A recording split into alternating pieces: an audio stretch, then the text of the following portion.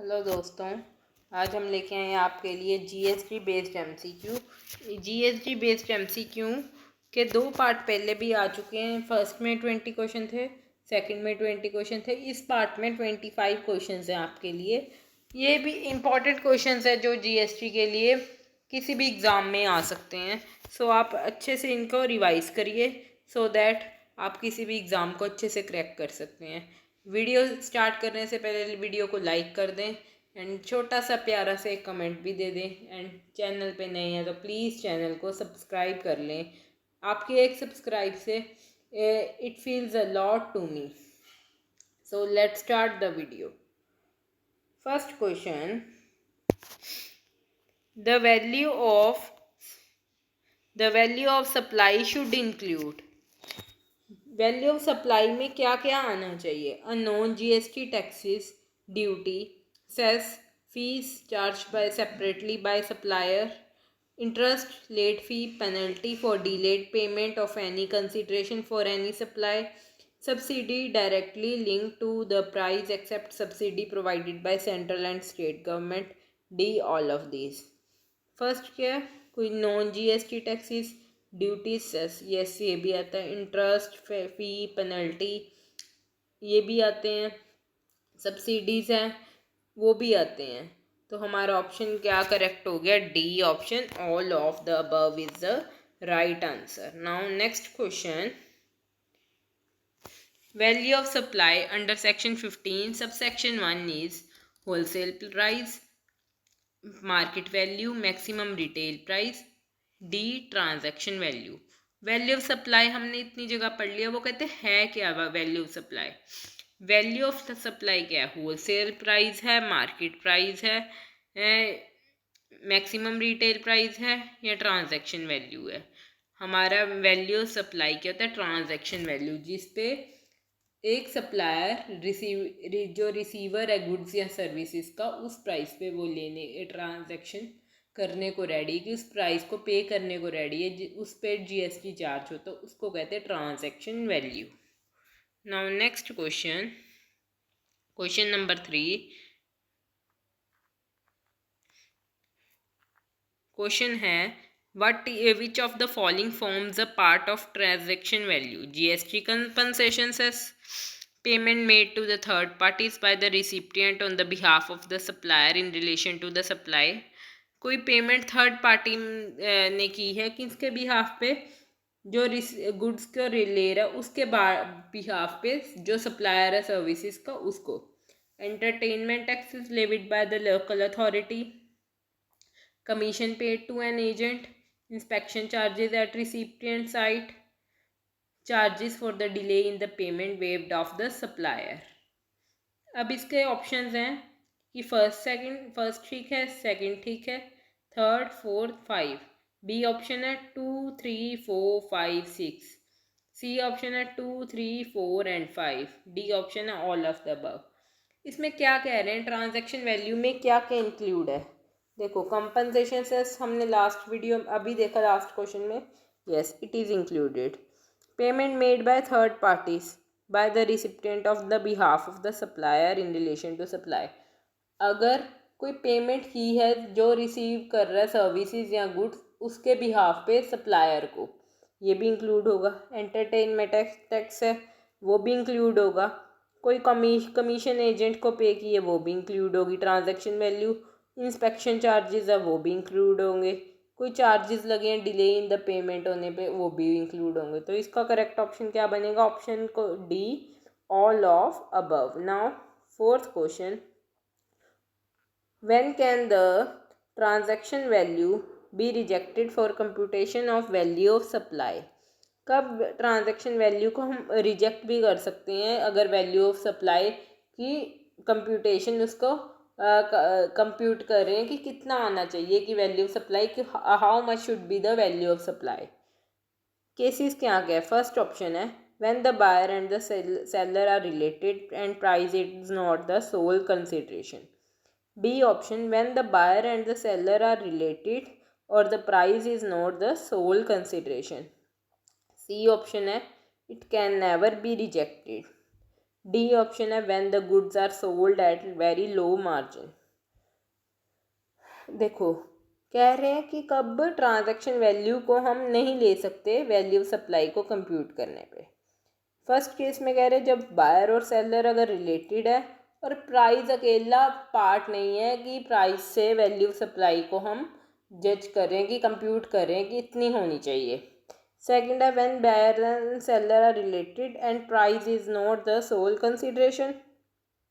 Third है it can never be rejected, ये कभी भी रिजेक्ट नहीं होती। डी ऑप्शन है when the goods are sold at very low margin, अगर गुड्स बहुत कम मार्जिन पे सोल हो रहे हैं। तो इसका करेक्ट आंसर है B option when the buyer and seller are related और the price is not the sole consideration. Price अकेला कंसिडरेशन नहीं है और बायर और सेलर आपस में रिलेटेड है, किसी भी तरह से रिलेट करते हैं, तो प्राइस अकेला कंसिडरेशन नहीं है गुड्स को सप्लाई करने के लिए। उस केस में transaction value can be rejected for the computation of value of supply. Now next question, fifth question, what deduction are allowed from the transaction value. Transaction value में हमने देख लिया क्या क्या इंक्लूड होता है, अब देखना है कि क्या क्या हम डिडक्ट कर सकते हैं। Discount offer to the customer subject to the condition, packing charges subject to condition, amount paid by customer on behalf of the supplier subject to condition, freight charges incurred by the supplier of or CIF terms of supply subject to condition। Discount, packing charges, कोई customer ने payment की है किसी third customer ने, freight charges. क्या कहते हैं deduction हो सकती ट्रांजैक्शन, अगर हम ट्रांजैक्शन वैल्यू कर रहे हैं, अगर हमें डिस्काउंट से अलाउ हो गया तो हम डिस्काउंट को डिडक्ट करके फिर आगे GST चार्ज करेंगे। So our correct option is discount offer to customer subject to the condition. Now sixth question,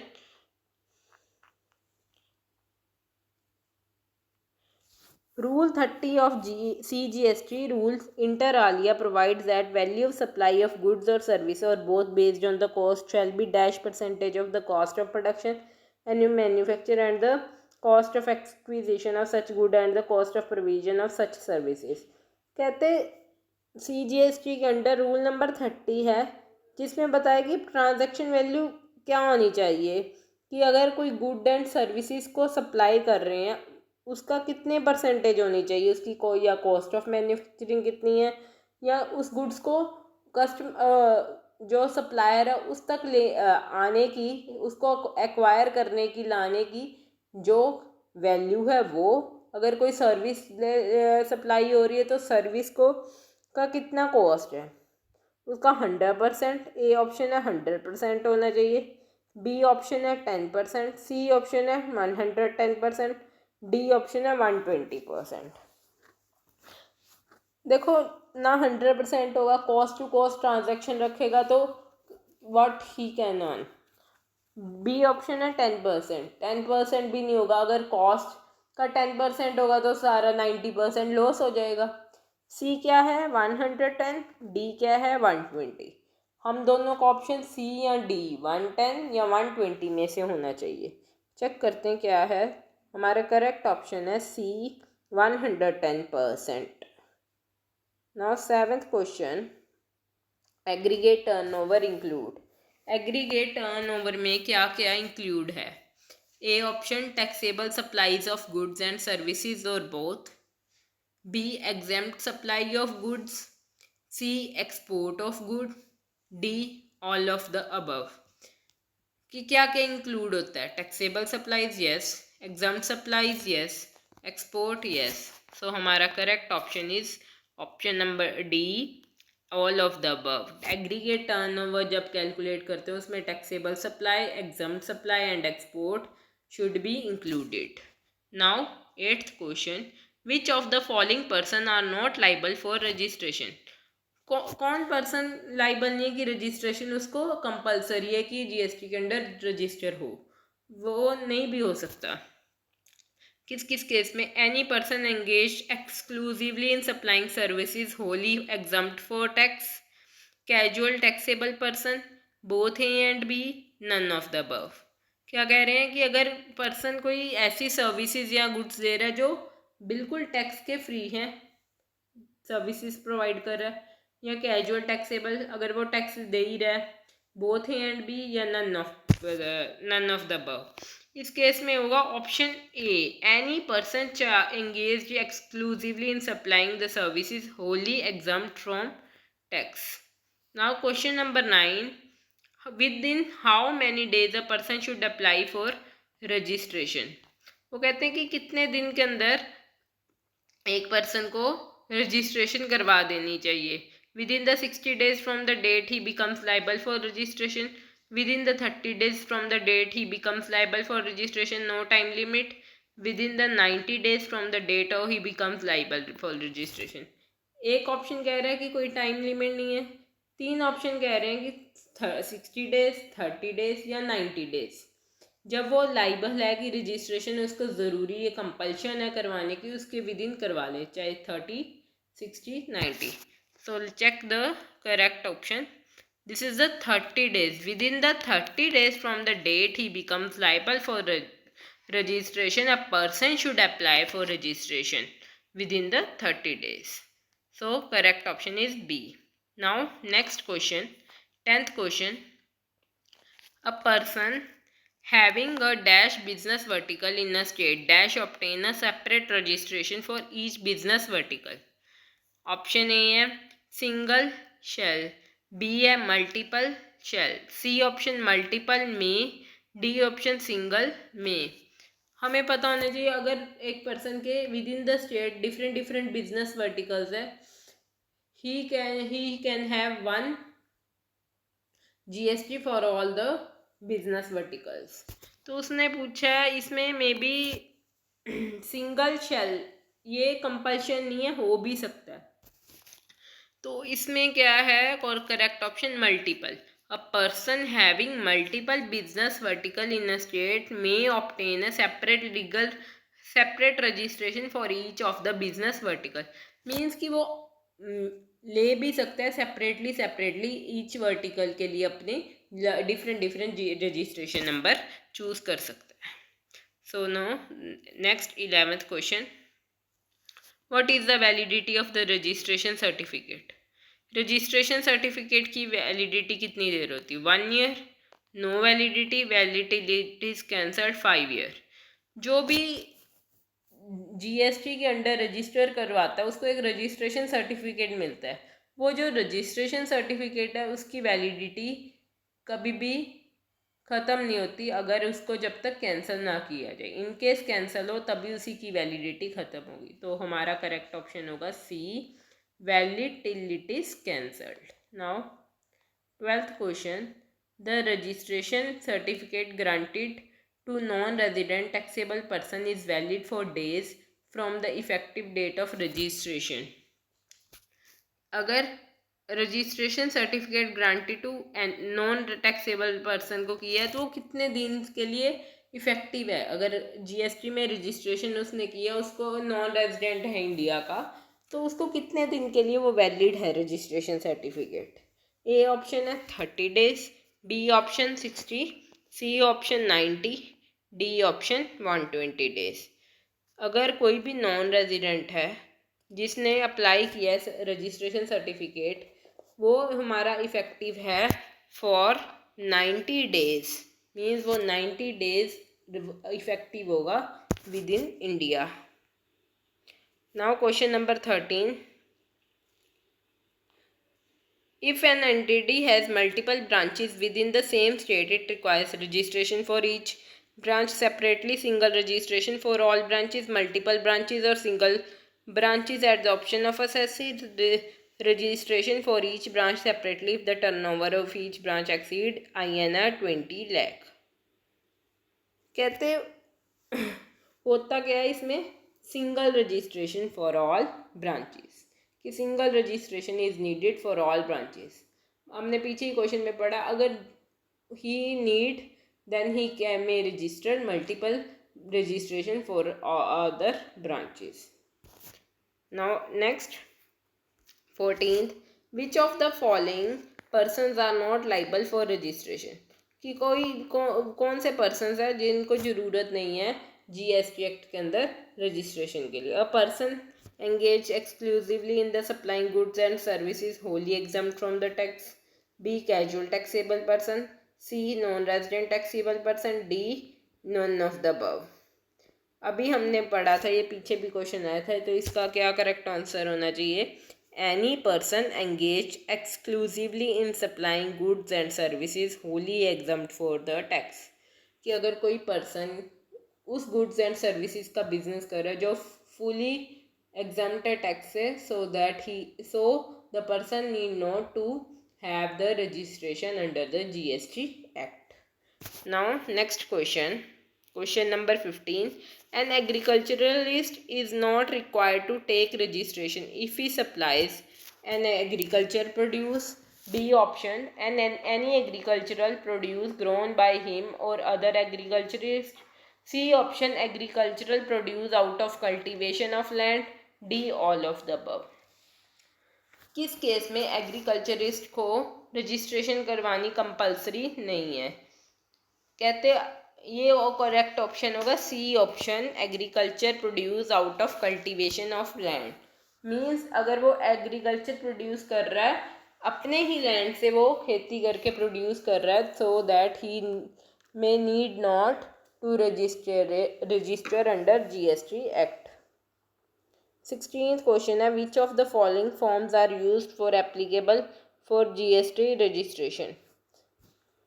first है form GSTR 1, form GSTR 2, form GSTR REG 1, form GST REG 2। इसका correct option है form GST REG 1। Form GST REG 1 is needed for the registration under the GST act. 17th question है, which of the following statement are correct?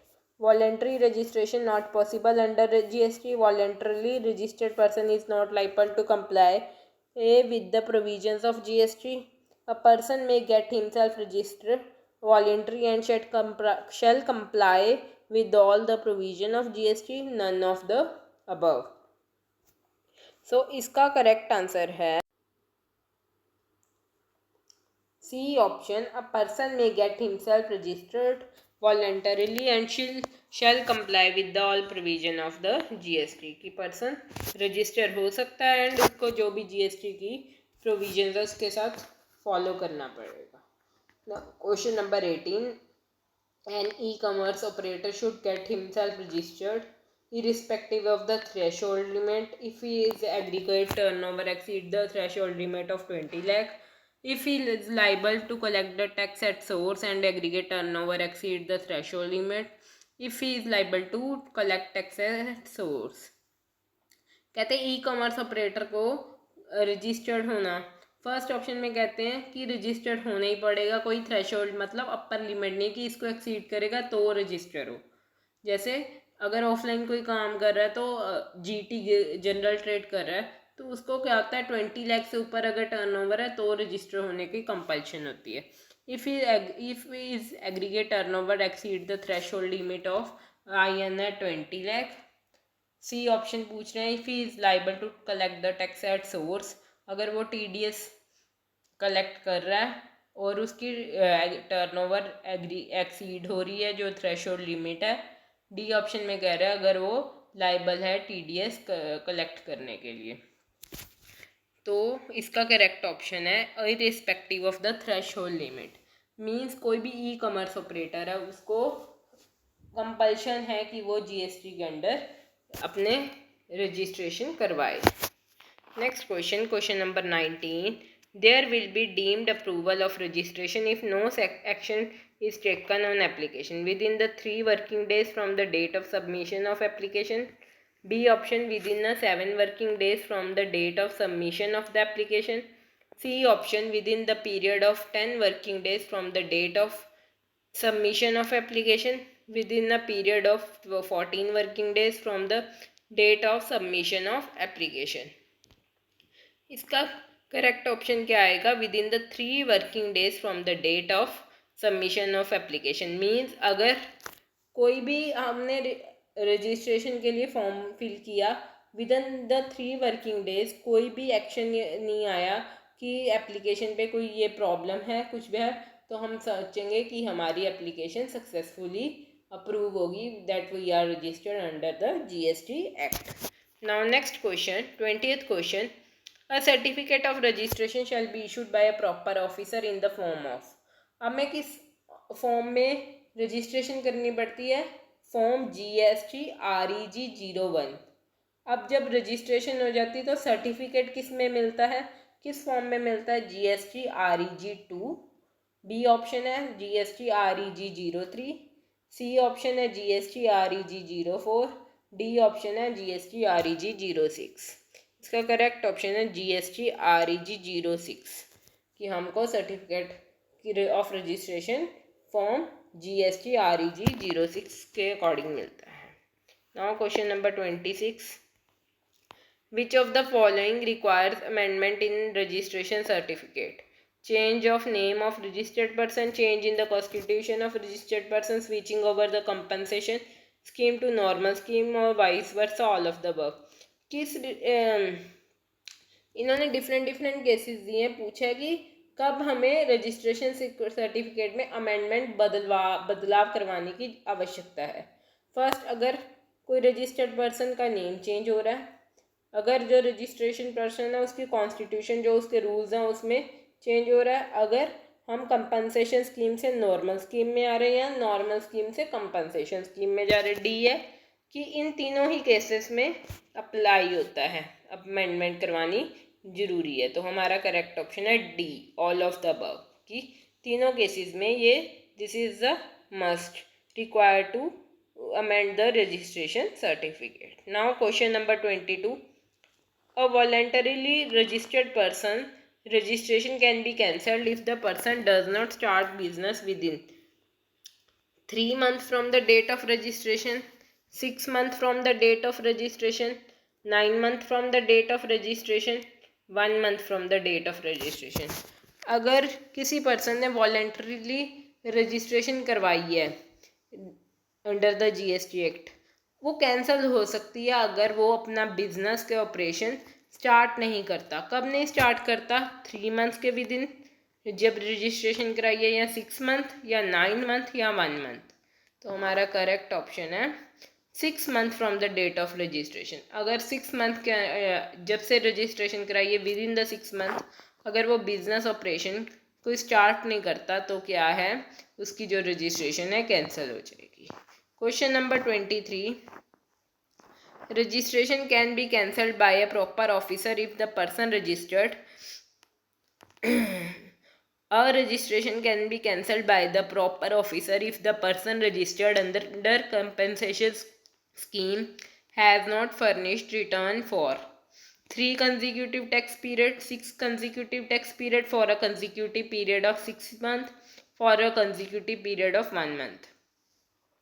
इसमें कह रहे हैं कि अगर किस केस में रजिस्ट्रेशन कैंसिल हो सकती है एक ऑफिसर के अकॉर्डिंग, अगर जो पर्सन रजिस्ट्रेशन है कंपनसेशन स्कीम के अंडर, अगर वो अपनी रिटर्न फाइल ना करे, कि 3 कंसेक्यूटिव टैक्स पीरियड के लिए रिटर्न्स फाइल ना करें, या 6 कंसेक्यूटिव पीरियड के लिए, या 6 मंथ के लिए, या 1 ईयर के लिए. तो इसका करेक्ट आंसर है 3 कॉन्जिक्यूटिव टैक्स पीरियड्स के लिए अगर वो रिटर्न फाइल नहीं करता तो क्या हो जाएगा, उसकी रजिस्ट्रेशन कैंसिल हो जाएगी. Now 24. Any registered person whose registration is cancelled by the proper officer on his own motion may apply to such officer for revocation of cancellation of the registration in the prescribed manner within the dash from the date of service of cancellation order. इस question में क्या कह रहे हैं, अगर एक registered person है उसकी रजिस्ट्रेशन कैंसिल हो गई, अब क्या है वो ऑफिसर जिसने कैंसिल की है उसको क्या है फाइल कर सकता है अपनी कि वो उसकी जो कैंसिलेशन है उसको ख़त्म कर दें, रजिस्ट्रेशन की जो कैंसिलेशन है उसको ख़त्म कर दें. कब तक, किस डेट से हम इसको ऑर्डर ले सकते हैं कि हम कितने दिन बाद कि उसको ऑर्डर हम अपना एप्लीकेशन दे सकते हैं कि हमारी जो रजिस्ट्रेशन कैंसिल हुई है उसको हम रेवोकेट करवा दें. 80 डेज, 120 डेज, सी 90 डेज, 30 डेज। हमारा करेक्ट आंसर है सी 30 डेज। मतलब जब से कैंसलेशन ऑर्डर आए हैं 30 डेज के विद इन वो वो 30 डेज के बाद क्या क्या है, रेवोकेशन ऑफ 30 डेज के विद इन क्या है, अपनी एप्लीकेशन सबमिट कर सकता है ऑफिसर को, सो दैट कि उसकी रजिस्ट्रेशन को कैंसिल कर दें। अब लास्ट क्वेश्चन है, द प्रॉपर ऑफिसर में cancel suo motu the registered where a person paying tax has not furnished return for. अब पूछा, पहले पूछा था हमने कॉम्पनसेशन स्कीम के अंडर, ये क्या है, सुओ मोटो मतलब वॉलेंट्री स्कीम के अंडर अगर पर्सन टैक्स पे नहीं कर रहा और ना रिटर्न्स फाइल कर रहा है तो 3 कंसेक्यूटिव पीरियड्स के अंदर उसकी रजिस्ट्रेशन कैंसिल होगी, या 4 कंसेक्यूटिव टैक्स पीरियड, या 2 कंसेक्यूटिव टैक्स पीरियड, या 5 consecutive tax period. Tax period से यहाँ पे कितने देर में अगर कोई मंथली रिटर्न फाइल करनी है, कोई क्वार्टरली करनी है, उसके अकॉर्डिंग टैक्स पीरियड काउंट होता है कि अगर मंथली है तो 1 मंथ का टैक्स पीरियड हो गया, 2 मंथ का, 3 मंथ का। ठीक है, तो हमारा करेक्ट ऑप्शन है 3 कंसेक्यूटिव टैक्स पीरियड। अगर 3 कंसेक्यूटिव टैक्स ईयर के लिए उसने रिटर्न फाइल नहीं की तो उसका क्या हो जाएगा, रजिस्ट्रेशन सर्टिफिकेट कैंसिल हो जाएगा। So that's it for today's. अगर मेरे को आपको मेरी वीडियो अच्छी लगी है, थैंक्स फॉर वॉचिंग। अब मेरी वीडियो को अपने फ्रेंड्स के साथ या जो स्टडी कर रहे हैं, जो कोई एग्ज़ाम्स की तैयारी कर रहे हैं, उनके साथ वीडियो को शेयर करें please, and like my video and subscribe the channel. Thank you.